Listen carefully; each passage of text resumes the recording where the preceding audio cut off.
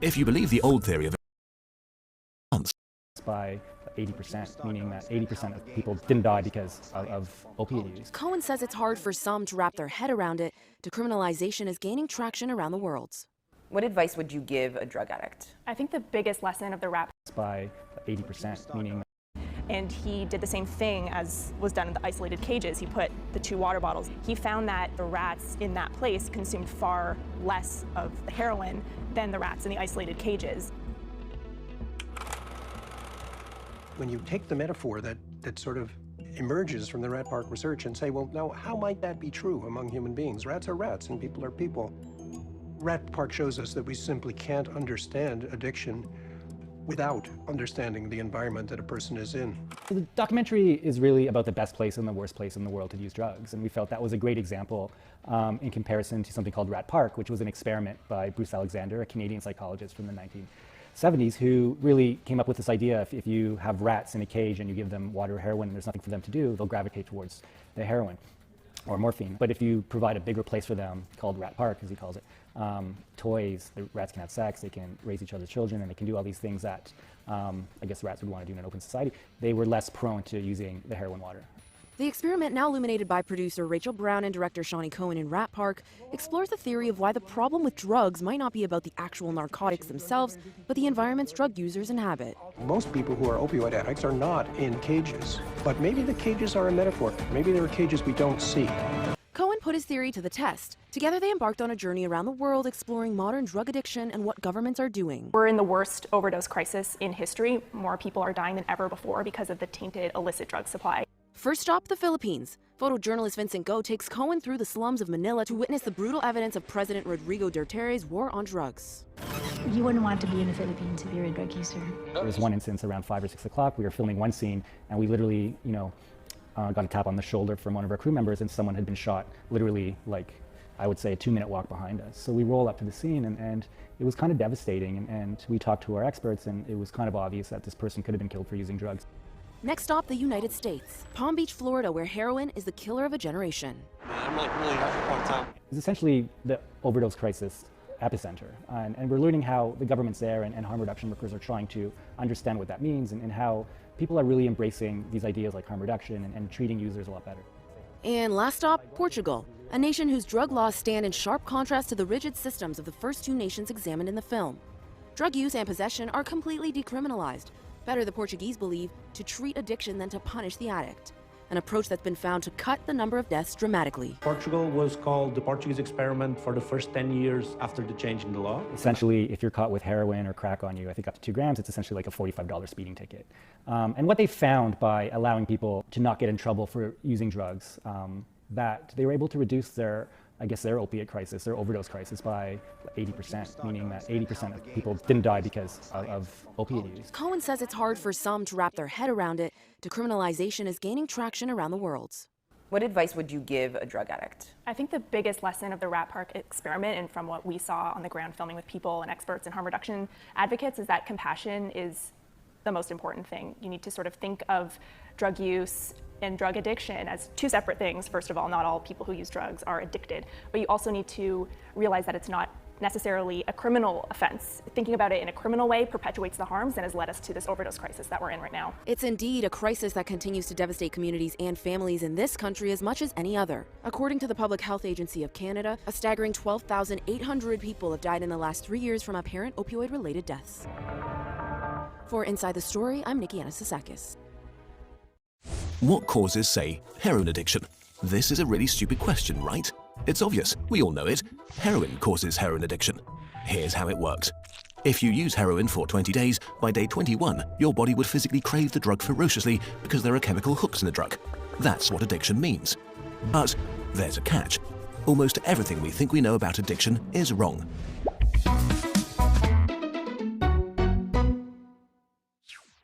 If you, for example, break your hip, you'll be taken to a hospital and you'll be given loads of diamorphine for weeks or even months. Diamorphine is heroin. It's in fact much stronger heroin than any addict can get on the street because it's not contaminated by all the stuff drug dealers dilute it with.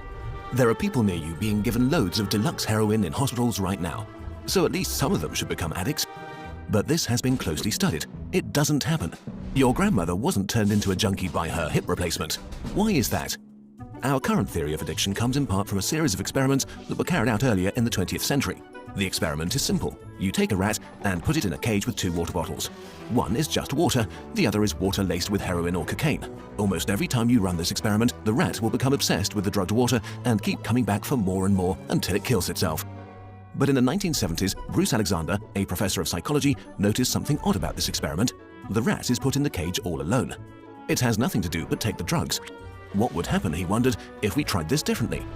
So he built Rat Park, which is basically heaven for rats. It's a lush cage where the rats would have coloured balls, tunnels to scamper down, plenty of friends to play with, and they could have loads of sex. Everything a rat about town could want. And they would have the drugged water and the normal water bottles. But here's the fascinating thing. In Rat Park, rats hardly ever use the drugged water. None of them ever use it compulsively. None of them ever overdose. But maybe this is a quirk of rats, right? Well, helpfully, there was a human experiment along the same lines, the Vietnam War.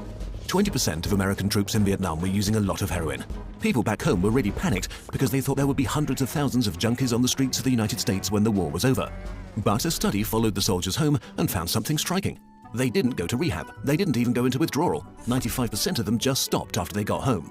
If you believe the old theory of addiction, that makes no sense. But if you believe Professor Alexander's theory, it makes perfect sense. Because if you're put into a horrific jungle in a foreign country where you don't want to be, and you could be forced to kill or die at any moment, doing heroin is a great way to spend your time. But if you go back to your nice home with your friends and your family, it's the equivalent of being taken out of that first cage and put into a human rat park. It's not the chemicals, it's your cage. We need to think about addiction differently. Human beings have an innate need to bond and connect. When we are happy and healthy, we will bond with the people around us. But when we can't, because we're traumatized, isolated, or beaten down by life, we will bond with something that gives us some sense of relief. It might be endlessly checking a smartphone, it might be pornography, video games, Reddit, gambling, or it might be cocaine. But we will bond with something because that is our human nature. The path out of unhealthy bonds is to form healthy bonds, to be connected to people you want to be present with. Addiction is just one symptom of the crisis of disconnection that's happening all around us. We all feel it. Since the 1950s, the average number of close friends an American has been steadily declining. At the same time, the amount of floor space in their homes has been steadily increasing. To choose floor space over friends, to choose stuff over connection. The war on drugs we've been fighting for almost a century now has made everything worse. Instead of helping people heal and getting their life together, we have cast them out from society. We have made it harder for them to get jobs and become stable. We take benefits and support away from them if we catch them with drugs. We throw them in prison cells, which are literally cages. We put people who are not well in a situation that makes them feel worse and hate them for not recovering. For too long, we've talked only about individual recovery from addiction. But we need now to talk about social recovery, because something has gone wrong with us as a group. We have to build a society that looks a lot more like Rat Park and a lot less like those isolated cages. We are going to have to change the unnatural way we live and rediscover each other. The opposite of addiction is not sobriety. The opposite of addiction is connection. This video is a collaboration with Johan Hari, the author of the book Chasing the Scream, The First and Last Days of the War on Drugs. He was very kind to work with us on this video to spread the word. We recommend that you give the book a try. Beginning in the 19th century, Western society has tried all the religious, coercive, medical and compassionate solutions that we have on addiction, but the problem is, if anything, getting worse. Do we have to do more to address the social context of addiction and face the full implications of that realization? I will use the word drugs and drugs frequently, and just as a shorthand, you'll understand that by that word I mean all the drugs that we read about in the newspaper, all the psychoactive drugs we read about, and alcohol. The drug problem is one of the defining features of our era. From the late 19th century throughout the entire 20th century and into the 21st, the world has devoted enormous amounts of intelligence, compassion, and money to the drug problem with very little success. The drug problem has increased rather than decreased over this long period, and it seems to be increasing faster in the UK right now than in most other places, and however even faster in Russia, China, Iran, and a few other places. We have tried as a society all kinds of interventions, and we all know what they are. I think they're easily categorized into 6. Preventing drug use, enforcing drug laws. That doesn't just mean arresting people as dealers or users, but also enforcing drug laws in pubs and bars. Treating problematic drug users, reducing harm in habitual drug users, spiritual conversion, and self-help recovery groups, which I think are more and more being called recovery communities. The relative importance of these 6 intervention types in local practice shifts dramatically from time to time. The reason that their importance shifts is that no matter how they are combined and which is given priority, the results are not nearly as successful as we want them to be. Although each of these types of intervention has helped many people who are afflicted with problem drug use, none of these 6 categories of intervention and no way of organizing the entire gang of 6 has helped the majority of problem drug users very much. And so the drug problem increases. In my corner of the world, we call these 6 types of intervention the pillars of society's response to problem drug use. But this solid architectural metaphor of ours is illusory, I fear. Rather than pillars, it might be more accurate to think of them as slender reeds upon which we place our hopes of overcoming the drug problem. Unfortunately, these slender reeds have bent almost to the ground under the weight of the problem and the weight of the heavy expectations that we have placed upon them. It is true that many dedicated professionals have devoted their life's energies to each of these kinds of intervention with intelligence and compassion and every good intention. It is also true that each of these slender reeds has helped large numbers of people. But in spite of this, the history of more than a century of intense and expensive effort in many different places shows us with near certainty that these 6 categories of intervention will never solve the problem. But the problem must be solved. So this brings me back to the title of the talk, what to do when everything fails. Well, generally speaking, there are 3 things to do. One is to give up. The second thing you can do when all else fails is to keep doing the same thing. The third thing which can be done, which I think is the preferred thing, is shifting the paradigm. Shifting a paradigm does not mean further changing and reorganizing the so-called pillars, but instead changing the foundational assumptions upon which they are based. I am convinced that the paradigm is now shifting. I see a new paradigm bubbling up from people who deal with drug problems on the ground, social workers, addiction counselors, street workers, and so forth. The new paradigm of addiction is not limited to drug addictions. Rather, it explains the full range of human addictions, whether or not any drugs are involved, whether or not the addiction is harmful in any obvious way, whether the addicted person is rich or poor, and whether the addiction is a minor irritation or a life-threatening tragedy. The primary focus of the new paradigm of addiction is not on single individuals, but on the mass addiction problem of the 21st century. When I talk about the new paradigm, I use the word dislocation as a name for the unbearable emptiness of people who have little to live for because they lack a secure and meaningful place in their society and in the world. Dislocation is more than a psychological emptiness. It is a spiritual emptiness as well. It is not just that dislocated people don't have friends. They are also emotionally estranged from their families and from humanity. They have little interest, pro or con, in the beliefs and values of their own society or subculture. They lack an identity that would connect them inwardly to any real people or places. They have no vision of either a meaningful future in society or a defining past. They feel no relationship to anything they consider natural, eternal, or sacred. To use a current blunt way of speaking, dislocated people don't have a life. To use a biblical way of speaking, dislocated people suffer from poverty of the spirit. To use one of the terms of the current economic crisis, dislocation is homelessness of the soul. Many dislocated people are poor and homeless in the normal sense of those terms, but dislocation is not the same thing as material poverty. Although material poverty can be a degrading condition in a world of wealth and affluence, it can also be borne with dignity when people are able to confront it together as a psychosocially integrated society. By contrast, rich people in today's world are quite often severely dislocated and addicted. No increase in food, shelter, or wealth can restore their well-being, since they already have all that money can buy. The lack of material necessities is normally called poverty, but dislocation is better called poverty of the spirit. Dislocation does not necessarily mean that people have been moved or relocated from one physical location to another. Although people who have been driven from their homelands as refugees or economic migrants often do suffer agonizing dislocation, dislocation is also the fate of many people who stay at home while their families, societies, and natural environments fall to ruin around them. For people who suffer from severe dislocation, addiction often provides the best available substitute for having a real, fulfilling life. Addiction is a way of adapting to dislocation. Dislocated people do not love their addictions, but they need them desperately. This is one of the reasons that addictions are so hard to stop. We have societies which have been fragmented throughout modernity, really, and much more and more in the last century or so. The consequence of that is mass dislocation and that mass dislocation brings with it all kinds of symptoms: social irresponsibility, depression, apathy, violence, suicide, child abuse. These are all things that people do when they're dislocated. And mass dislocation provides a setting from which people adapt by addiction. And so mass dislocation leads to mass addictions. But also note that this is a feedback loop, that mass dislocations reproduce, mass addictions reproduce mass dislocation. People who are addicted often destroy the very relationships which are the most important to them in the first place, increasing their mass dislocation. And also, addictions feed back to a fragmented society by making a society where people are more and more fearful. Or we could think of the addictions of very, very, very rich people, the kind of people who are so rich that they are willing to sacrifice their families, but also the financial stability of their countries.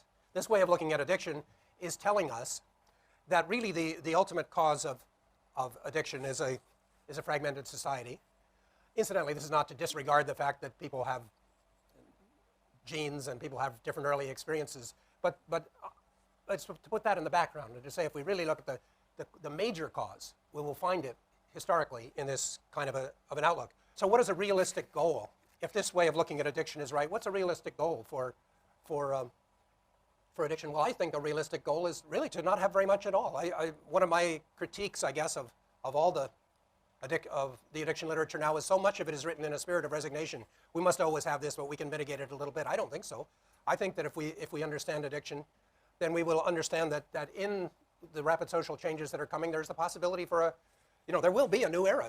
We're on the verge of a new era, and it doesn't have to be an era which mass produces dislocation, as this one has. I think it is quite fundamentally important that we understand addiction is not a drug problem. It's a much bigger problem than that. It's a problem of this dimension, and the kinds of things that people will be addicted to will be different. The internet provides a far more fertile ground for inventive people to develop new addictive substances or new addictive practices than does the drug world. Freedom is what drives the benefits of modern society. It drives our choices. It drives the fact that we live longer than ever before. We're healthier than ever before. But one of the consequences of that freedom is the kind of dislocation that you talk about. You can't uncouple these two. Do you think? Why are you more positive about that? Because I think the genius of societies that work is a balancing act. It's the balance of freedom and belongingness. Tribal group, for example, where addiction isn't even a possibility, doesn't exist. It's not that you've given up all your freedom at all. It's that you live in a society where there are all kinds of social constraints and commitments, but at the same time there's all kinds of provisions for freedom. I think we've lost the balance. We've fallen over on one side of that balancing act, and we have to get back to the balance. Putting aside obviously harmful addictions, I guess one of the prospects of the future is that we do develop new forms of drugs which have fewer side effects and which are more subtle in their impact. And you're not addicted to your glasses. It's there to deal with the fact that your eyesight is not as good as it should be, and so you use glasses. What is fundamentally different between the idea of your glasses and that we might live in a world where, as a consequence of all the freedoms and benefits and advantages we get, a lot of people are on mild antidepressants to kind of keep them going along? Is that a terrible vision? I mean, No, we have to make a distinction between dependence and addiction. I mean, everyone that I know is dependent on certain things. You've noticed my glasses. You might not have noticed my hearing aid. Dependence is simply part of life. But mood shifting. I'm saying that is it possible to imagine people being a high level of addiction to, or low level addiction, but to forms of mood enhancers, which are just ways of getting us through the modern world? Would that be such a bad thing? That's reality. I mean, we can have a beer after work, or we can listen to music which will shift our mood. Yes, we're dependent on mood changers. Addiction is a different thing. Addiction is a whole involvement in which the rest of a person's life falls away to ruin. That's not okay. To be addicted to several hours a day of video games is a kind of problem. But to be addicted to becoming perfect at music, to playing the piano for several hours a day, is not. I'm just interested in what's the basis upon which some people claim that playing video games is incredibly development, and there's some evidence that actually enhances people's cognitive facilities in certain ways. What is a way for us to be able to test the difference between addiction, which as it were is connected with creativity and genius and that we would applaud, and that which we should see as being kind of socially destructive? We just have to let people tell us. In the case of video games, certainly people can use a computer all day. I tend to do it myself, but we have to not look for arbitrary signs. I mean, that's the thing. We're talking about addiction. We're not medicalizing it. We're not saying there's a diagnostic algorithm which we can use here, which we say this is an addiction and this isn't. People bring their lives to us, and they say, I need some help, or I don't. Things fine. I'm okay. So that's how I would answer your question.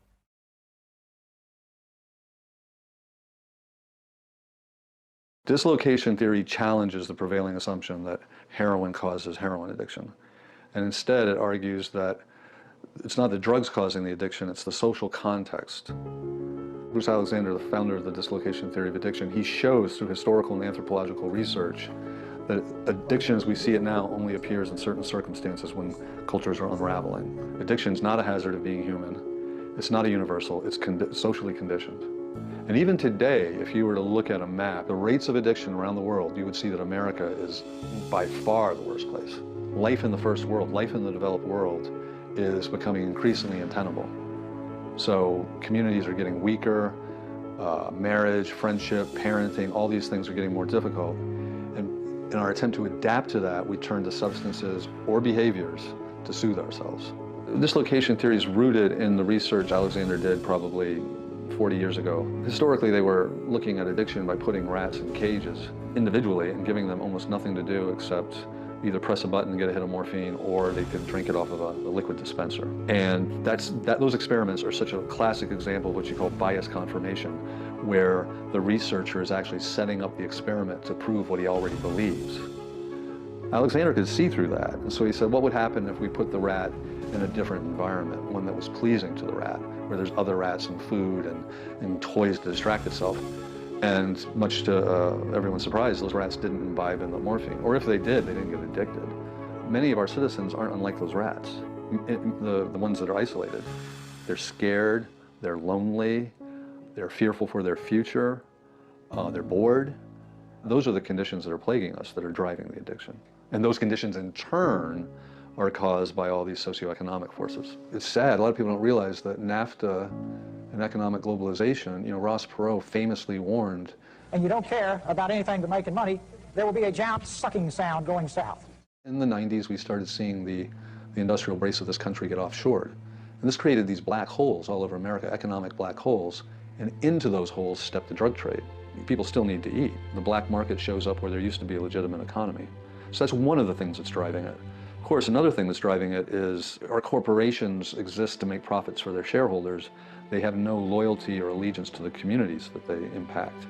So Purdue Pharma deliberately marketed OxyContin as a non-addictive drug, and furthermore, they marketed it in parts of the country that were already suffering economic dislocation. So they're deliberately marketing a pain-killing drug to communities that are already in despair.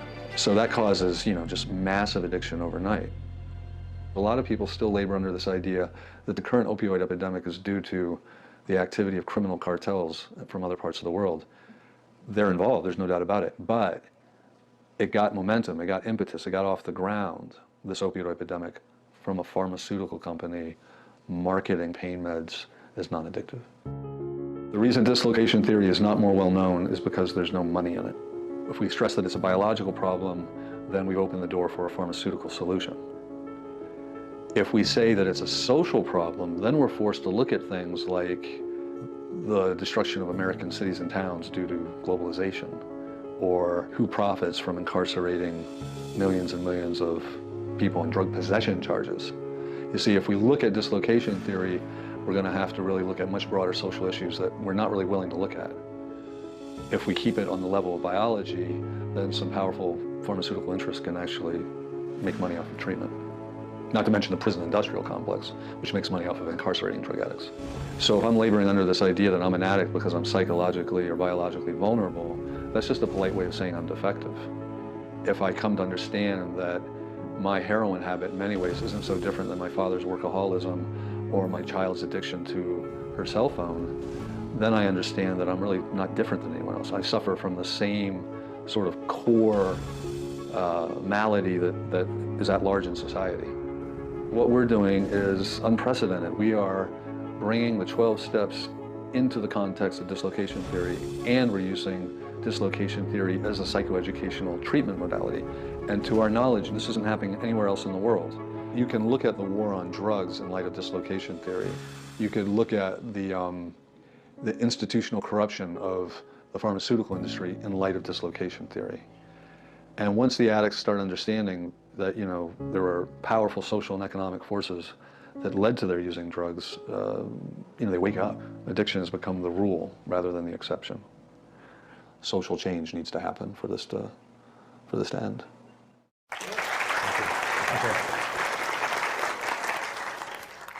I believe depression is one of the most tragically misunderstood words in the entire English language. And here's the problem. Depression has two radically different meanings depending on the context. So in everyday conversation, when people say they're depressed, they use the word depression as a synonym for sadness. It's the normal human reaction to the slings and arrows of outrageous fortune. In that sense, all of us know the pain of depression. And yet, in a clinical context, depression is shorthand for a devastating illness. Did I get it? There it is. Okay. For a devastating illness, we refer to it technically as major depressive disorder. This is an illness which robs people of their restorative sleep, robs them of their energy, robs them of their focus, their concentration, their memory, their sex drive, their ability to experience the pleasures of life. For most individuals, it robs them of their ability to love and work and play, and it may even rob them of their will to live, and I'll tell you why. Because we now know depression lights up the pain circuitry of the brain to such an extent that most clinically depressed individuals, if you talk to them and they let their guard down, they will tell you, as they've told me hundreds of times, it's torment, it's agony, it's torture.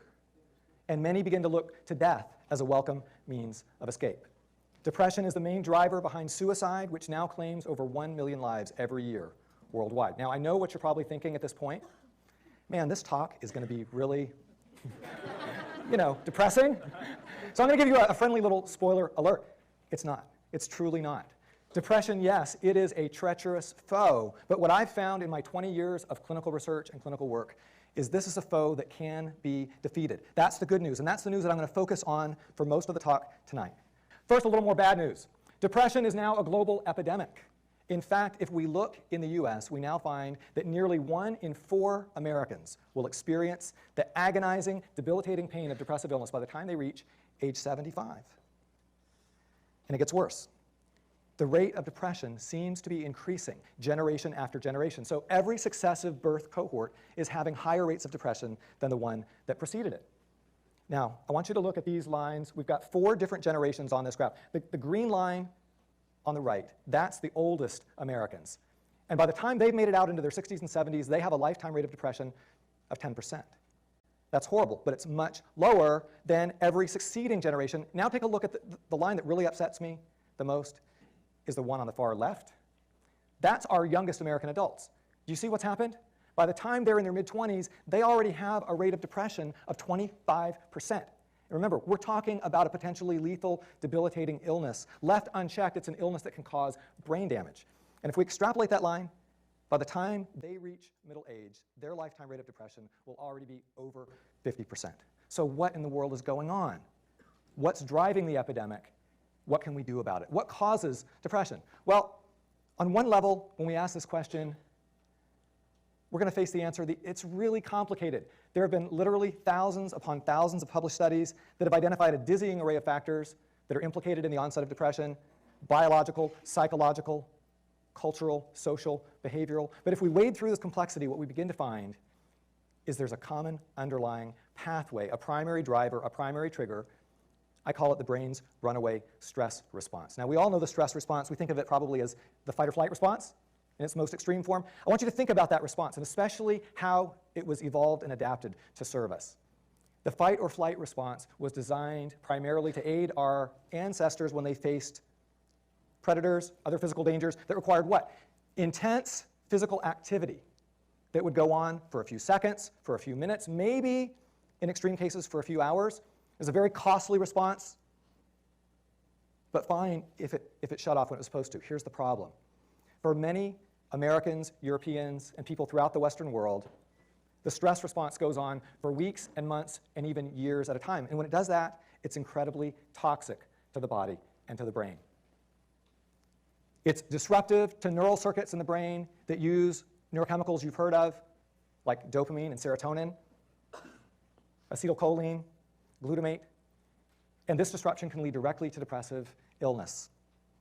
It also can actually damage the brain when left unchecked over time, especially in regions like the hippocampus, which is involved in memory consolidation, and the frontal cortex. And it also triggers an inflammatory reaction throughout the body and brain. And here's what we've learned about depression. The inflamed brain is a depressed brain. Now, this is really intriguing Because epidemiologists have now identified a big constellation of illnesses that are rampant and epidemic throughout the entire developed world. You can see the list: atherosclerosis, diabetes, obesity, allergies, asthma, many forms of cancer. These are all inflammatory illnesses. They're all illnesses that are epidemic in the industrialized, modernized world and largely non-existent among modern-day Aboriginal groups. I believe we need to add depression, clinical depression, to this list. It shows all the hallmarks of being a disease of civilization. And you know what that means? It's a disease of lifestyle. So consider the experience of the Kaluli people of the highlands of Papua New Guinea. They've been studied extensively by the anthropologist Edward Schieffelin. He spent over a decade among the Kaluli. One of his research questions was, how often do the Kaluli experience the same kind of mental illness that we do? And he certainly found some forms of it. He interviewed over 2,000 members of the Kaluli and extensively queried them for their experience of clinical depression. And you know what he found? One marginal case out of 2,000. That gives them a rate of clinical depression that's probably about 100 times lower than ours. I'll tell you why I find that really remarkable. Because among other things, the Kaluli lead really, really hard lives. Really, they have high rates of infant mortality, they have high rates of parasitic infection, they have high rates of violent death, but they don't become clinically depressed. They grieve, absolutely. They don't get shut down. What's protecting them? Lifestyle. Specifically, the Kaluli live a lifestyle very similar to that of our ancestors over the entire Pleistocene epoch that lasted for 1.8 million years. Did you know that 99.9% of the human and pre-human experience was lived in a hunter-gatherer context? So what does that mean? Most of the selection pressures that have sculpted and shaped our genomes are Pleistocene. We're still really well adapted for that sort of environment and that sort of lifestyle. I'm not saying there hasn't been any change since then, because of course, 10 to 12,000 years ago, we had the invention of agriculture, and there has been some genetic selection over that period of time. It's been more minor. But what happened 200 years ago with the Industrial Revolution? It's been termed radical environmental mutation. I like that term. It's as if modern American and Western life is radically discontinuous from everything that came before. Our environment has radically mutated, but how much has the human genome changed over the last 200 years? It hasn't. It hasn't. That's 8 generations. It's not enough time. What does that mean? There's a profound mismatch between the genes that we carry, the bodies and the brains that they're building, and the world that we find ourselves in. I'm going to put it for you as pithily as I can. We were never designed. We were never designed for this. We were never designed for the sedentary, indoor, socially isolated, sleep-deprived, fast food-laden, frenzied pace of modern life. The result? An epidemic of depressive illness. Now, I'm a depression researcher. I was trained in a traditional form of psychotherapy. I was trained in a context where I learned all about antidepressant medications, and I want to tell you right at the outset, I am not anti-medication. I believe in fighting depression with every possible tool that we have. But you know what?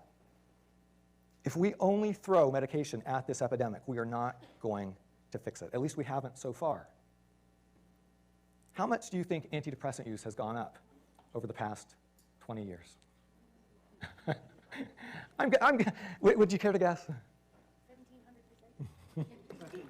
I like that guess. 1,700%. It's gone up over 300%. So you're close.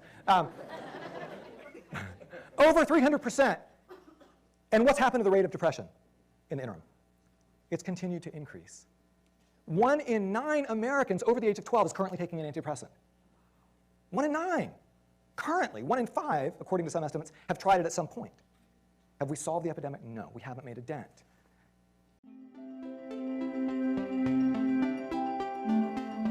When I feel depressed, like loads of people, I say I feel down, right? And as I was learning about the causes of depression and anxiety from my book Lost Connections, I started to realize I don't think that's a metaphor. There's this amazing professor at Stanford called Robert Sapolsky, who in his early 20s went to live with a troop of baboons in Kenya. And it's his job to figure out when are baboons most stressed out. So his job was to hit them with little tranquilizer darts and then take a blood test and measure something called cortisol, which is a hormone that baboons and us release when we're stressed. And baboons live in this hierarchy, so the females don't, interestingly, but the men live in a very strict hierarchy. So if there's 30 men, number 1 noses above number 2, number 2 noses above number 3, number 12 noses above number 13, and that really determines a lot. It determines who you get to have sex with, it determines what you get to eat, it determines whether you get to sit in the shade or you're pushed out into the heat. Yeah, it's a really, really significant where you are in the hierarchy. And what Professor Sapolsky found is baboons are most stressed in 2 situations. One is when their status is insecure. So if you're the top guy and someone's circling, which comes for you, you will be massively stressed. And the other situation is when you feel you're at the bottom of a hierarchy. You've been kind of humiliated. And what Professor Sapolsky found, which I think is really noticed and then it was later developed by other scientists, is when you feel you've been pushed to the bottom, what you do is you show something called a submission gesture. So baboons will raise, I say you, I assume no baboons are watching this, maybe they are. A baboon will put its body down physically, it will put its head down, it will put its bottom in the air, and it will cover its head. So it clearly seems to be communicating, just leave me alone, you've beaten me, okay, you've beaten me. And what lots of scientists have subsequently developed, people like Professor Paul Gilbert in Britain and Professor Kate Pickett and Professor Richard Wilkinson, also in Britain, have really developed is this idea that actually what human depression is, in part, not entirely, but in part, is a form of a submission gesture. It's a way of saying, I can't cope with this anymore, right? Particularly people who feel they've been pushed to the bottom of hierarchies, or who feel, remember the other stressful situations when you feel your status is insecure. It's a way of just going, okay, I retreat, I don't want this fight anymore. You've beaten me. It's a kind of very strong evolutionary impulse where you feel you're under attack to just submit in the hope that the stress and anxiety will then go away, that the sources of the stress and anxiety will then go away. And one thing that's so important, Kate Pickett and Richard Wilkinson really developed this, is they've shown, so as inequality grows, depression and anxiety grow. They've shown this is a very robust effect, right? This helps us to explain it. If you live in Norway, your status is relatively secure, right? No one's that high, no one's that low. Movement between where you are is not so extreme. If you live in the United States, especially today, which is we're now at the greatest levels of inequality since the 1920s, there's a few people at the very top, there's a kind of precarious middle, and there's a huge and swelling bottom, right? So you can see why in the United States you've got more people who'd be showing a submission gesture, who'd be like, oh, Jesus, I've been beaten, than there would be in Norway. This is why inequality is one of the drivers of depression and anxiety, and why dealing with inequality reduces inequality and anxiety. It's one of the things that really shocked me, actually, was looking at, in the United States, the group with the lowest depression by far is the Amish. So I went and spent time with an Amish community. The Amish live in these homogenous groups which are incredibly equal. The richest Amish is worth as much as the poorest Amish, right? They're not showing submission gestures in the same way, because no, they don't fit. There's a lot wrong with the Amish, don't get me wrong. I'm not suggesting mass conversion to the Amish, I'm a gay man, believe me, I'm not. But we can learn from the fact that in these highly equal and homogenous groups, you don't have that extreme status stress. Now, I don't want to go as far as the Amish do, but moving closer to it would be one of the factors that would reduce depression and anxiety.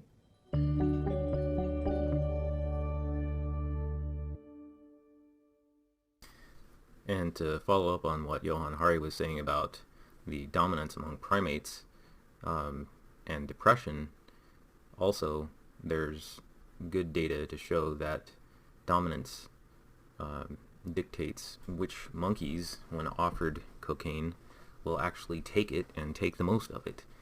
And in this example here, these are the cynomolgus monkeys, and the most dominant in the troop takes the least, and as they are further and further subordinate, they take more and more cocaine. So what he was talking about with depression is also equally applicable to drug intake or potential for addiction. And then I wanted to also remind people that all of the drugs that we've been studying have some type of activity, of course, and a lot of them have antidepressant activity, and a number of them have anti-anxiety activity, and marijuana has a little bit of both, and for some people neither. So to keep that in mind when people are talking about depression or anxiety and the current epidemic of both.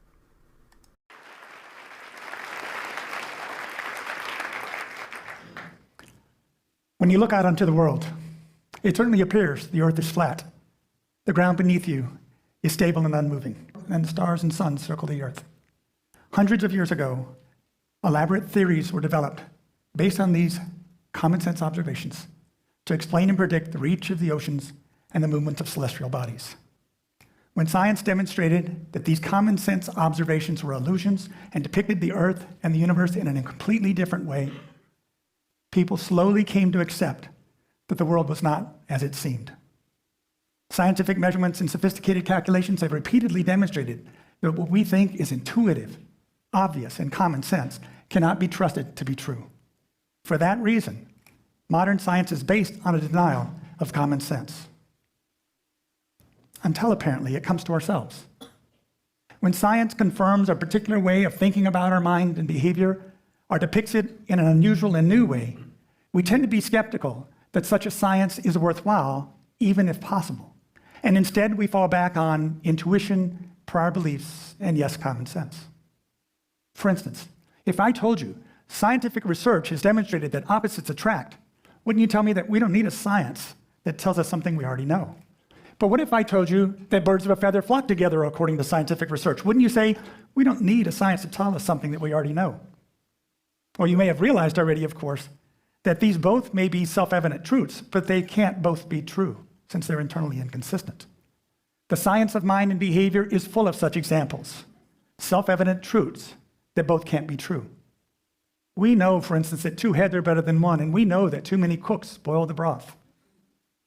The next time you hear a science report of some obvious result, remember that the opposite result was equally obvious but had just been proven to be wrong.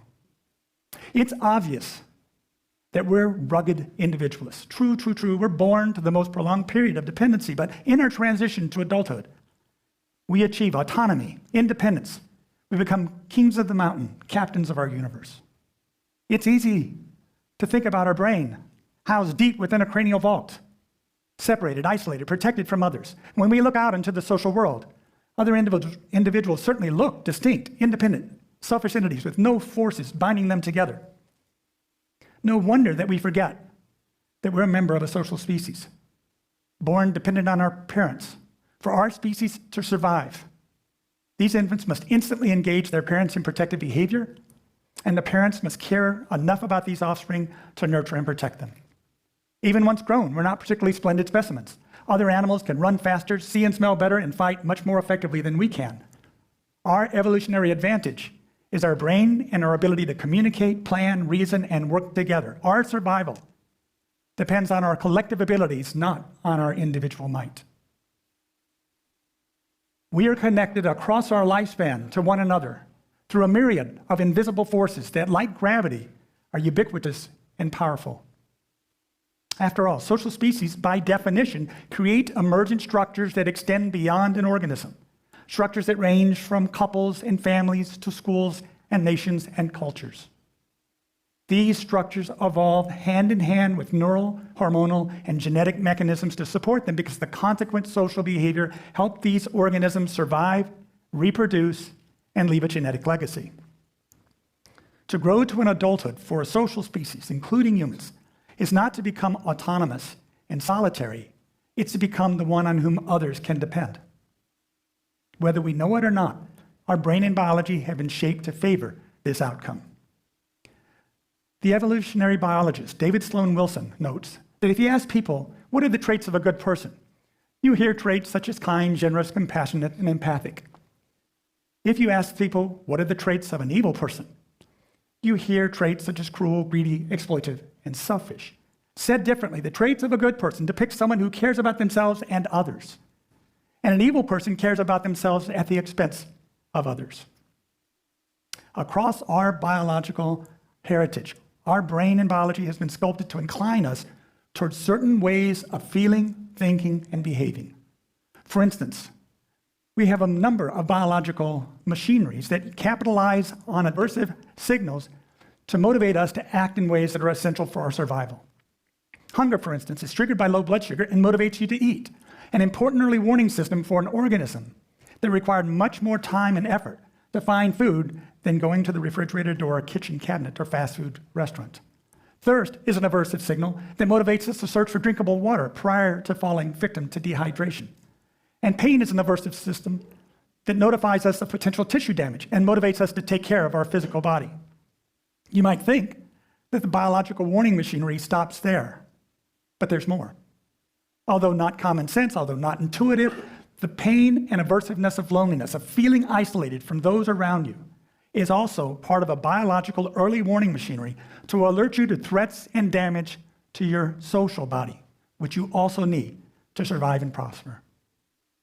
Now, just about all of us have felt physical pain, and nearly all of us have felt the heartbreak of homesickness, the agony of bereavement, the torment of unrequited love, and the pain of being shunned. All of these are variations on the experience of loneliness.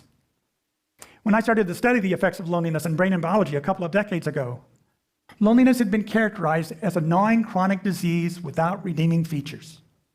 It was even equated with shyness and depression, with being a loner, a person with marginal social skills. Scientific measurements and sophisticated calculations, to our surprise, revealed that these were myths. Science and common sense had again produced two very different depictions of a phenomenon. And yet, if you look at the way we are increasingly living our lives, it shows the extent to which we still buy into those myths of loneliness and values of autonomy and independence. For instance, if you look at the percent of one-person households in 1940 across the United States, it was largely less than 15% of the households by state. Fast forward to 1970, and it's grown to be between 15 and 20%. Fast forward to 2000, and it now exceeds 25% in most states in America. And that light blue state, Utah, in the 2010 census, has gone darker blue. The prevalence of loneliness is also on the rise. In the 1980s, scholars estimated that about 20% of Americans felt lonely at any given point in time. Two recent nationally representative surveys indicate that this number has doubled. But you don't hear people talking about feeling lonely. And that's because loneliness is stigmatized, the psychological equivalent of being a loser in life or a weak person. And this is truly unfortunate because it means we're more likely to deny feeling lonely, which makes no more sense than denying we feel hunger, thirst, or pain. For living with loneliness, we now know is a major risk factor for broad-based morbidity and mortality. Consider a couple of the conditions we know about premature death. Living with air pollution increases your odds of an early death by 5%. Living with obesity, we know a national health problem, increases your odds of an early death by 20%. Excessive alcohol consumption, 30%. A recent meta-analysis of over 100,000 participants shows that living with loneliness increases your odds of an early death by 45%. We're not the only social species, and in experimental investigations of non-human social animals who were isolated shows they too suffer deleterious physiological consequences and an abbreviated lifespan. Across our history as a species, we have survived and prospered by banding together, couples, families, and tribes for mutual protection and assistance. We think of loneliness as a sad condition, but for social species, being on the social perimeter is not only sad, it is dangerous. The brains of social species, including our own, have evolved to respond to being on the social perimeter by going into a self-preservation mode. If you isolate a rodent and then put it in an open field, such as this box in the bottom of the image, it engages in what's called predator evasion. It walks around the outside and doesn't venture into the middle, where escape from a flying predator would be more difficult.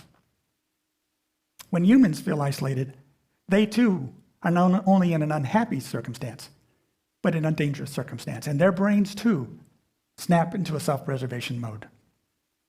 In a brain imaging study that we conducted, we showed people negative images that had nothing to do with other people or negative social images while they were sitting in a scanner and we were scanning. What we found was the lonelier the brain when a negative social image was presented, that is, in a person's environment, when something negative socially happened, the brain allocated more attention, greater visual cortical activity, depicted in yellow here, to that image. Now, as you follow that image forward, you come to those two blue areas. That's a temporal parietal junction. This is a piece of brain tissue that's involved in theory of mind, in mind reading and mentalizing, in taking another person's perspective, in empathy. It's responsible for the attentional control required to step out of your head and put yourself, at least figuratively, inside the head of someone else, so you can take their point of view. The lonelier the brain, when something negative in the social context was depicted, the less the activation in this region. It's dangerous on the social perimeter. When something happens negative in the social environment, that brain is focused on self-preservation, not a concern of the other person. The similarity in neural and behavioral effects across phylogeny is a testament to the importance of the social environment for social species. And these deep evolutionary roots, tilting our brain and biology towards self-preservation, also suggest that much of what's triggered by social isolation is non-conscious. For instance, when you feel isolated, you feel this motive, this desire, this intention to connect with other people again. What you don't feel is that your brain has gone into a hypervigilance for social threats. And this hypervigilance means you introduce attentional, confirmatory, and even memory biases in terms of those social interactions. And if you're looking for dangers, you're more likely to see dangers, whether they exist or not, meaning that you're more likely to have negative interactions.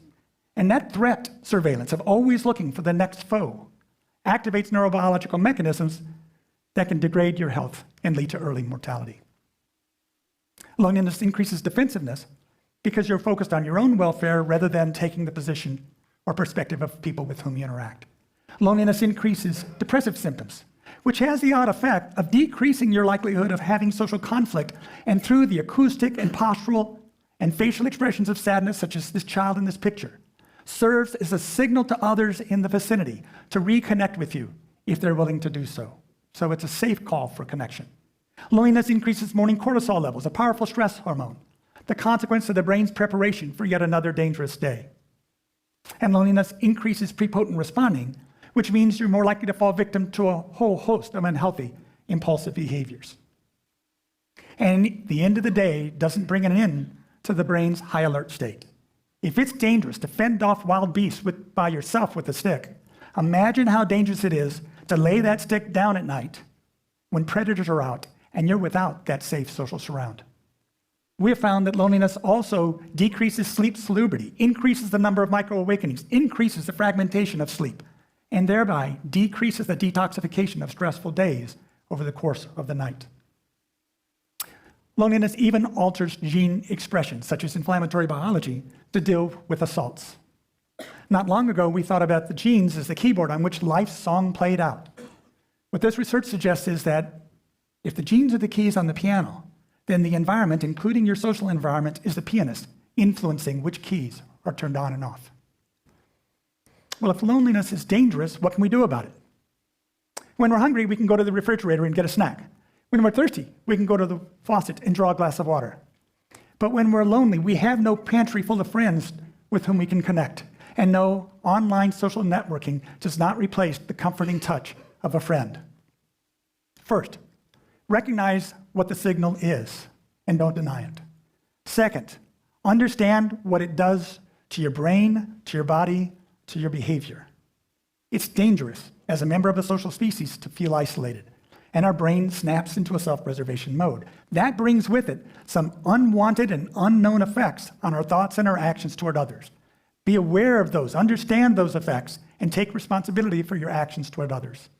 And third, respond. Understanding that it's not the quantity of friends, it's the quality of a few relationships that actually matter. Attend to the three components of connectedness. One can promote intimate connections by developing one individual who's trusted, in whom you can confide, and who can confide in you. You can promote relational connectedness by simply sharing good times with friends and family. We often go to the dinner table happy that we've provided for our family, but having forgotten to share any good times with them en route. Collective connectedness can be promoted by becoming a part of something bigger than yourselves. If the obstacles to connection seem insurmountable, consider volunteering for something that you enjoy. Perhaps helping to serve the needy, volunteering in a museum, a zoo, a running club, or a TEDx event, or simply taking time to speak to elders at a retirement home. Sharing good times is one of the keys to connection. And don't wait. The next time you feel alienated, isolated, or excluded, respond to that aversive signal as you would hunger, thirst, and pain, and get connected. Thank you.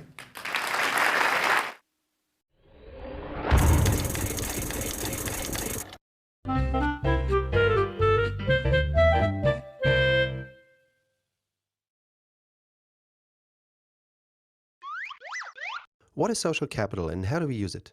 First of all, there's no single social capital theory. In fact, there's a lot of contradicting and confusing theory out there trying to explain what social capital actually is. From a 30,000-foot perspective, social capital is what provides access to resources embedded in social relationships. Social capital enables people to mobilize these embedded resources to facilitate action. So social capital theory deals with three distinct concepts. The first concept is that of a resource. A resource can be anything that allows someone to get something done. It can be a thing, a person with influence, a piece of software, or yet something else. Let's assume you need a camera. You don't know anything about cameras, but a friend of you does. You're very likely to reach out to that person to ask his or her opinion as to what you need. Or say you're looking for a new job. One strategy is to explore through friends and people you know if there are any opportunities out there for you and if you could potentially get an introduction.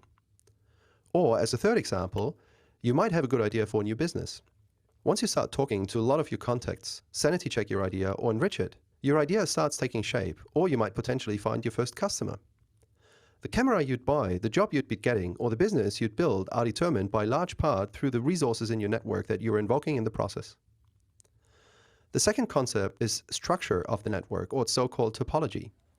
Your social network comprises of people and their relationships. The size of your network depends primarily on you, your preferences, and your ability to build one. And both size and type of acquaintances and friends determine the quality, diversity, and amount of resources you can potentially access.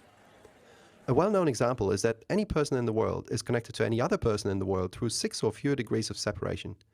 This was popularized with the example of Hollywood actor Kevin Bacon and the statement that any person in the world would need a maximum of 6 introductions to connect to him. The third concept is the nature of the relationship between you and others in your network. The quality of relationships determine how much of the potential access to resources embedded in someone's social network he or she can actually realize. You may be friends with some people in your network. You may hold a lot of respect for others, or you may not like yet others in your network. Relationships can involve trust and trustworthiness, norms, obligations, expectations, or feelings of closeness. So while you are theoretically only 6 or less degrees away from Kevin Bacon, it doesn't actually mean that the relationships in your network lend themselves to get connected to him. All in all, social capital emerges as an increasingly important concept in computing, in particular in social computing. We decide after considering ratings and reviews, we build social networks, and there's hardly anything today we cannot link, like, or share. It's the power of social capital that drives development and adoption of viral consumer technology solutions in the modern world. And whereas in the early days of computers, they were restricted to nerds, social computing, providing and leveraging social capital, opened computing up for the rest of us.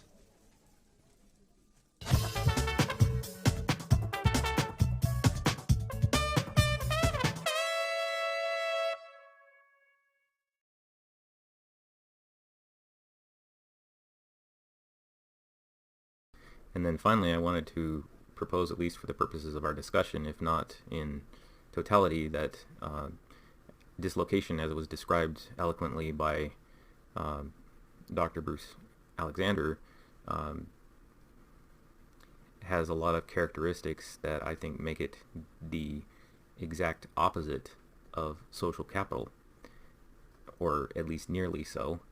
And given that that's the case, there's been a lot of work recently on, well, probably in the last 3 decades or so, on social capital, and also more recently using social networks to look at social capital in more detail with better analysis than ever before. And it's kind of opened up a new area in sociology, but that area is also directly applicable to addiction, in that in line with the theory of dislocation, people who have minimal or no social capital are also the ones who are most likely to be addicted. So our relationships affect our physical and mental health. A recent study found that communities high in social capital are less likely to succumb to the opioid crisis now ravaging the country. For 2 decades, opioid-related deaths spread slowly, metastasizing from community to community, then exploding in the early 2000s.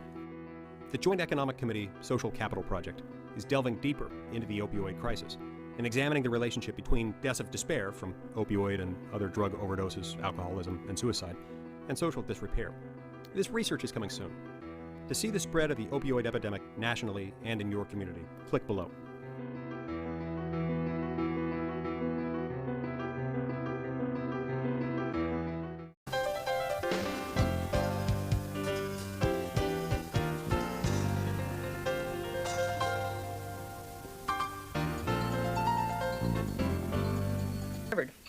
He's a prolific author and is now conducting research on the challenges of building community in an increasingly diverse society. Adam?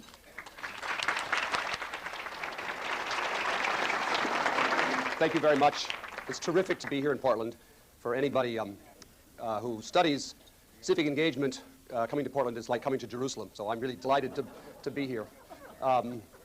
Here's what I'd like to do in the time that we have available. I'd like to ask, by the way, I apologize. Somehow, in my declining years, I acquired a case of asthma earlier this week, and I'm now, for the first time, I'm now dealing with that, and I hope you'll forgive me if my voice sounds a little, my voice sounds a little strange. The 4 questions I'd like to ask are, first of all, what's been happening to civic engagement? Connections, social connections, connections to your family and friends and neighborhoods and community organizations and, the city and government and state and politics and so on. What's been happening to all that in America over the course of the last century and more specifically over the course of the last 30 or 40 years? And the answer to that, just to give it away, the answer to that is going to be that by many, many, many different measures, I'll share some of them with you, the trends have been down. And that will pose the second question that I want to ask, which is, how did that happen? It's not been happening for actually most of the 20th century. Indeed, for most of the 20th century, we were becoming more and more connected with one another. And then suddenly we began to become less connected. So that'll pose an interesting question, and at that point I want to ask your advice about what might have caused that. The second question that I want to ask, the second question is, how did that happen? And the third question that I want to ask is, well, so what? I mean, who cares if we're connecting or not connecting with one another? I mean, maybe worrying about whether we're connecting or not connecting is kind of a nostalgia for a 1950s that we really, in fact, if we thought about it, wouldn't want to return to. And I will want to argue, no, it actually matters a lot to the state of our communities and actually to our own physical health, whether we're connected or not. And that will lead naturally to the fourth question that I want to ask, which is, well, what do we do about it then? And at that point, I will come to Portland. And I promise you, I will get to Portland. But for most of the time, at the beginning, I'm going to be talking not just about Portland, but about the country as a whole. And that's my plan. But in my day job, I am a professor. And I thought you might not believe that unless I began with just a few minutes of social theory. And so I want to just say a word or two about social theory. I promise it won't be long. And I just want to introduce one concept. And I think that'll then be helpful to us as we have the rest of our discussion. The concept I want to introduce is the concept of social capital. Social capital. You all know what physical capital is? Physical capital is simply some tool, like a screwdriver, that makes you more productive than you would be if you didn't have it. About 25 years ago, economists taught us to talk about human capital to refer to training and education. So just as we can invest in a screwdriver, we could also invest in, education, automobile mechanics school, or we could get a college degree, and that would make us more productive too. And those of us who are working on the field of social capital are saying, yes, there are features of our communities that are like that too. You, the same you, with the same physical tools and the same training and education, if you have the good fortune to work in an organization or to live in a community where people are connected with one another productively, you can get more done than if you had the misfortune to live in a community or to work in an organization where you couldn't count on people to pitch in and help out. The core idea of social capital is very simple. Very simple. Social networks have value. Social networks have value to the people who are in those networks. Lots of examples of that. We talk about networking as a career strategy for, getting ahead, and that's true, actually. I mean, it makes sense because, in fact, most research says that most people in this room, most people in America, including me, get their jobs more through whom they know than through what they know. I'm not talking about nepotism. I'm just talking about you hear about a job that's open, or somebody who's looking for jobs says, have you thought about Jane? She might be good for this job. Those sorts of social networks are good for us, and they help us out in terms of material benefits. There are many other examples of the way in which I'm going to talk about some of those other ways in which our networks are helpful to us. But the more interesting thing is that social networks sometimes have value for bystanders, not just the people who are in the network, but the bystanders. A lot of examples of that. One that I'm conscious of actually right now is that comes from the fact that criminologists, people who study crime, have taught us that the best predictor of a low crime rate in a neighborhood is how many neighbors know one another's first name. That is, it's if people keep an eye out if they connect with one another. I happen to live for many years, lived in a suburb of Boston called Lexington, Massachusetts. We lived in a neighborhood with a whole lot of social capital. All the time people having picnics and barbecues and sledding parties and so on. Do you know what sledding party? I thought you might. And I'm able to be here right now confident that that house in that neighborhood is being protected by all of that social capital. Even though, and this is now the moment for confession, I actually never go to any of the picnics and barbecues and sledding parties. I'm not proud of that fact, but I'm able to benefit from the network even though I didn't take part in it. and of course, if you've had Economics 101, you know that what I've just finished saying is that that networks have externalities. That is, their effects on bystanders of being in networks. And again, there are going to be lots of examples of that I'm going to mention here. One reason why social networks have these remarkable features, almost miraculous features, is that it turns out that in a community or in an organization where people are connected with one another in productive ways, what tends to evolve is a norm of reciprocity. Reciprocity sounds like a highfalutin term. It just means I'll do this for you now without expecting something back immediately from you, because down the road she'll do something for me and you'll do something for her, or you'll do something for him and he'll do something for her, and anyhow we'll all see each other at choir practice on Thursday. I know that reciprocity already sounds pretty complicated. It was actually best explained by a philosopher from New York City that some of you will have heard of. His name is Yogi Berra. And Yogi said, if you don't go to someone's funeral, they won't come to yours. Actually, it's a deep thought. The longer you think about that, the deeper that thought becomes. Yogi captured the idea of reciprocity and captured the core of social capital, social networks, and that's the end of the academic lecture. So what I've just told you is it makes sense to worry about connections, networks in a community, and I'm going to call that social capital. Now, suppose I ask you, think about some community that you know well. It may be Portland because you've lived here, or maybe you have spent a lot of time in some other community, and I ask you to tell me what have been the trends in social capital in that community over the last 30 or 40 or 50 or 100 years. How would you know? I mean, you could ask, grandma or something to ask what the trends are like, but, nostalgia and memories are imperfect, and so maybe... And anyhow, what I do for a living is to count things. So suppose I said, what could you count that would tell you about trends up or down in social capital? And if you thought about that very long, I'm sure you would think, it would occur to you, as it occurred to me, well, lots of the social capital in a community is involved in organizations, embodied in organizations. Organizations involve networks among people, and organizations keep membership records. That's an important thing. And we can look at membership records, trends in membership in various community organizations over a long period of time and see whether they were up or down. And we wouldn't want to know just how many members of the PTA there were, because when there's a baby boom, there are going to be more parents, and more parents being more members of the PTA. But what we really want to know is what business people call market share of all the parents of all the people who could have belonged to the PTA, of all the parents in America, year by year, over the course of the 20th century, how many of them belonged to the PTA? Of all the kids in America, year by year, how many belonged to the Scouts? Of all the Jewish women in America, year by year, how many belonged to Hadassah? Of all the Catholic men in America, year by year, how many belonged to the Knights of Columbus? Of all the doctors, how many belonged to the AMA? Of all the middle-aged men, how many belonged to one of the animal clubs? No, that's a technical term. It refers to the fact that all men's organizations in America are named for animals. The Lions Club, and the Moose Club, and the Elks Club, and the Eagles Club, and so on. So we gathered data on these trends in all these organizations, the PTAs and the animal clubs and the Scouts and the 4-H and so on. And we added them all up and looked at it for the course of the whole 20th century. And if we can have the first slide, you'll see what that picture looks like. I hope you can see. I hope we're going to get the first slide. Hello? Well, meanwhile, let me tell you what the slide looks like. If you all look here while they're fixing the slide, I will describe the graph. The 20th century begins here and goes over to 2000 here. Here's about 1950. And the graph sort of goes up like this. Hey, there it is. Just what I'm saying. See, up. And then there's a big dip. It's for most of the first half of the 20th century, the first 2/3 of the 20th century, it's going up. That big dip, of course, is between 1930 and 1935. Many organizations in America lost half of their members in the 5 years between 1930 and 1935. But then coming out of that, probably the greatest civic boom in American history, many organizations in America lost, many organizations, in fact, almost all organizations in America doubled their market share between 1945 and 1965. And then suddenly, silently, mysteriously, all of those organizations began to experience leveling market share, and then slumping market share, and then plunging market share, until by the end of the century, we're back down to depression levels. And I believe that that graph is not a bad summary, actually, of the trends in social capital in the United States over the course of the 20th century.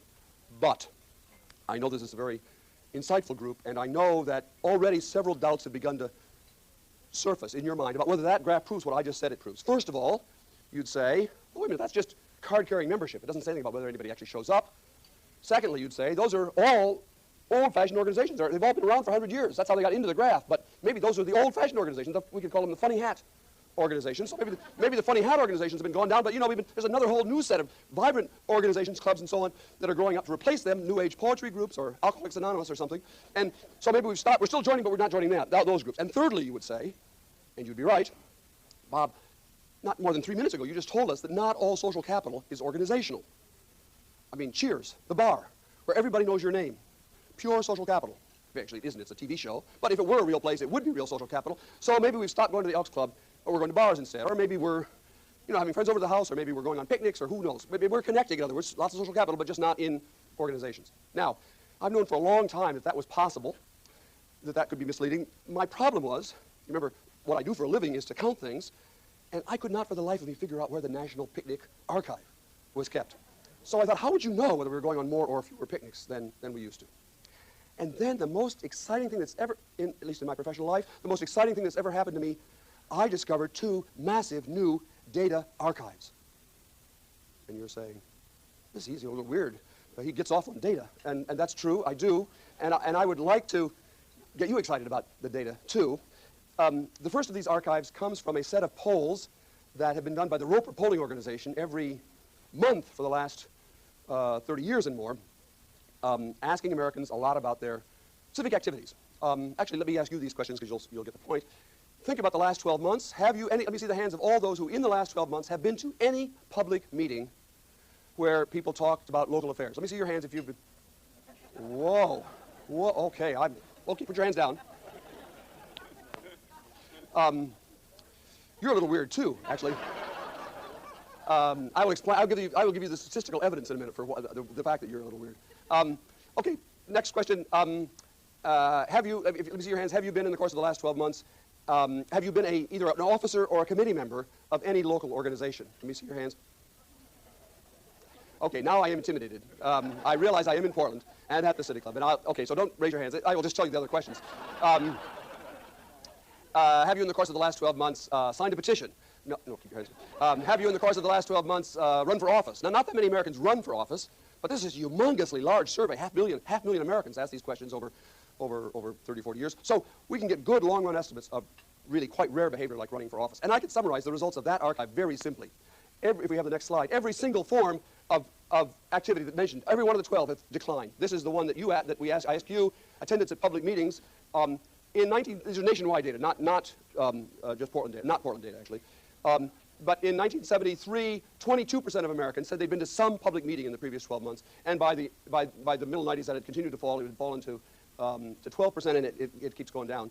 And I'm not going to show you any of the other pictures because they all look the same. Basically, nationwide, over the course of the last 30 years, in communities all across America, roughly half of the civic infrastructure, I mean public meetings and local organizations and petition signing and so on, half of the civic infrastructure of all of our communities simply evaporated. That's, however, not the most interesting of the 2 archives that we discovered. We also learned by accident that a commercial marketing firm in Chicago called the DDB Needham Company has been gathering every year a lot of data on consumer preferences. There are marketing firms, so they ask people about, Nike or Adidas or Yoplait or Dannon or GM or Ford. But they had the idea that 25 years ago, 30 years ago now, that if you were going to try to write an ad for yogurt, it would help to know something about yogurt, the market, the target audience, besides the fact they eat yogurt. I mean, are yogurt eaters also swimmers or joggers or divers or hikers, or do they pray a lot? So they began to ask questions about the lifestyle of the people in their surveys. And in the course of doing this research, they asked a whole lot of really interesting questions, and they generated what is absolutely one of the most interesting big sources of data about changing American lifestyles and habits and so on that I know of. They asked a lot of questions that had the following form. How many times last year, they asked, did you go to church, for example? They had the idea, which turns out to be true actually, Hallmark is one of their big clients, and they had the idea that churchgoers are more likely to send more greeting cards, which is true. So they asked, how many times last year did you go to a club meeting, any kind of club meeting? How many times last year did you volunteer? How many times last year did you have friends over to the house? How many times last year did you go on a picnic? I had discovered the National Picnic Archive, and I can report to you as a matter of certified truth that in 1975, the average American went on 5 picnics. Last year, the average American went on 2 picnics.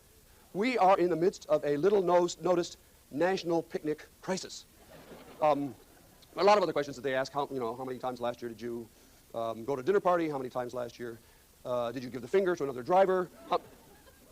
Did you know what I meant by that? Actually, I wasn't sure whether a Portland audience would know what I meant by that. I'm way off topic here, but one of the other questions in the survey, this is true. Actually, everything I'm saying is true, but this is also true. One of the other questions in this survey was about tax evasion, and by far, of the thousands and thousands of questions in the survey, the best predictor of tax evasion is the number of times you gave the finger to another driver. I actually had a great idea for the IRS about how to identify audits. Okay, I'm sorry, I'm way off topic. I'll get serious here. Okay, I can summarize. This was a lot of questions in this survey, and I can summarize the results. This survey, this set of surveys, 100,000 people, very shortly. Two, every single form of social interaction measured in these surveys over the last 30 years has gone down big time. Club meetings are off by about 50%. Now we're not just talking about old-fashioned club meetings, any kind of club meetings. Used to be that the average American went to 12 club meetings a year, once a month. Now that's down to about 5 club meetings a year. Most Americans actually don't go to club meetings anymore. In fact, the decline in going to club meetings is greater than the decline in club membership, which means that lots of the time, actually, we still carry a card around in our pocket saying we're the member of such and such, but we actually never show up. And that's true nationwide. Lots of other examples of this. There's been a huge decline in dinner parties. The dinner party going has declined by about 60%. That was actually 60%. That was comforting to my wife, Rosemary, and me. We've actually not been invited to a dinner party for the last decade, but we're pleased to know that none of you are going on dinner parties either. But okay, dinner parties already sounds a little 50s. But how about just having friends over to the house? That doesn't sound so old-fashioned, does it? I mean, just having people come over to sit by the pool or to play pool or to watch TV or to hang out or something. If we have the next graph, I think that's this is the number of times. This is not asking people to remember what it used to be like. It's comparing what people now say with what people then said about the average number of times you had people come to your house last year. In 1975, that was 14, and by the end of the century, that was down to about 8. And these graphs get really kind of boring after a while. I mean, they all show basically the same pattern. Going to bars is off by about 35%. I said picnics were off by 60%. Everything basically is. I'm playing cards. I mean, I'm using these examples like this. You see why I'm using these examples, because let me interrupt myself. If I had started talking, I'm a political scientist by training, and if I started talking to you about voting, the trends in voting actually are very similar. The trends in voting across the 20th century rise to 1964 and then decline. And if I had said to you, if I started off with with a story about voting, you would have said, I understand that, Professor Putnam. Everybody, when they want to be a little critical, they always say, Professor. I understand that, Professor Putnam. And that's about Vietnam and Watergate and scandals and so on, they would have said. And if we looked only at voting, I could believe, actually, that these declines in community involvement could be driven by what was happening politically. I mean, we're upset about scandals and we stop taking part. It's somebody else's business, not ours. It's a little harder for me to imagine that the reason people have stopped going on picnics is that they're still mad at Dick Nixon. And what I mean by that is it seems to me that this is a much wider than just political change. It's a change in all, like playing cards. I mean, in 1957, there are a few people in the room who will remember 1957. In 1957, 40% of all American adults played bridge regularly. Some people remember, your parents they had a mixed doubles or game or whatever. 40%, that's now down to about 6%. They're all in retirement communities. If you say bridge to a group of undergraduates at Harvard or anyplace else, if you say bridge to them, it sounds to them the way whist does to people my age. It's a game you've heard of, but you can't imagine any breathing person playing it. And there's been a steady long-run decline in card playing and so on. You see why I'm using these homely examples, I suppose. I'm talking about not just do-gooding. There are lots of other, I want to show you just a few other pictures. If we have the next slide. This is trends in church attendance. Now, it is true nationwide, it's very important because nationwide about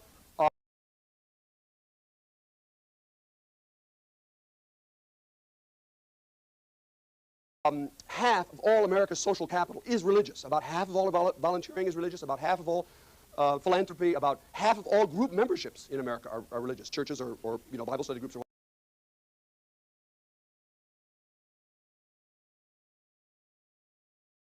whatever. So it matters a lot. Whether we believe in God, that's not the issue here. The question is, do you connect with other people in your various communities of faith? And the standard question that's been asked for, actually 60 years now, is a question, did you in the course of the last 7 days attend a religious service? So I'm going to shorthand to say church attendance, but it's of course not, the answers are not just churches, synagogues, and temples, and so on. And you can see that's what the graph looks like. Rises from 1940 up to 1960, 65, and then begins to decline. Just about the same time that we stopped going to PTA meetings, we also stopped going to church. And that same post-war, you see the post-war boom in connectedness and then the long, steady decline. Actually, that graph probably understates somewhat the total decline in church attendance, because sociologists have recently taken to doing a rather interesting kind of research. They ask people the standard question, did you go to church last week? And then they check to see, were you actually in the pews? And there are two interesting findings from this research. You've guessed one of them. The first is lots of us misremember whether it really was last week that we were at church. Twice as many people say they were at church last week as actually were in the pews. And secondly, there's some evidence that we are misremembering more than our parents did in response to the same question. So if you do go to church now, there are more phantoms sitting beside you in the pews, that is, people who think they're there but really aren't,